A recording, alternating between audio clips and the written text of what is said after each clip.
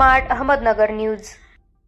मोहरी तलाव फुटण्याचा धोका टळला। आमदार रोहित पवार यांच्या तत्परतेने संकटावर मात। स्वखर्चातून दिली पोकलँड, जेसीबी आणि 1000 गोणी सिमेंटची मदत, गावकऱ्यांना दिलासा। जामखेड तालुका प्रतिनिधी अमृत कारंडे।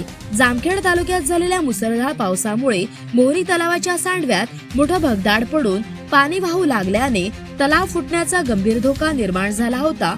हा धोका टाळण्यासाठी आमदार रोहित पवार यांनी वेळ न दडवता स्वतः पुढाकार घेत तातडीने स्वखर्चातून मदत पुरवली। कालव्याच्या सांडव्यात खच झाल्यानं तलावाचं पाणी परिसरातील सोनेगाव, धनेगाव, चिंचपूर, जवळके, तरडगाव या गावाकडे झेपावण्याची शक्यता होती।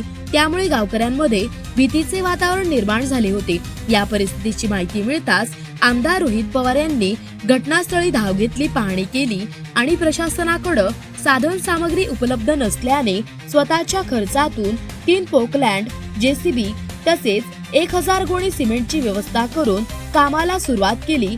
तलाव सुरक्षित ठेवण्यासाठी सध्या तातडीचे दुरुस्तीचे काम सुरू असून पावसाने उघडीप दिल्याबरोबर प्रशासनाच्या मदतीने कायमस्वरूपी दुरुस्तीचे काम हाती घेतलं जाणार आहे। मोहरी, खर्डा, जायभायवाडी या गावांसाठी पाणी पुरवठ्याचं प्रमुख साधन म्हणजे हाच मोहरी तलाव। त्याचबरोबर खालील गावातील शेतीही याच तलावावर अवलंबून आहे।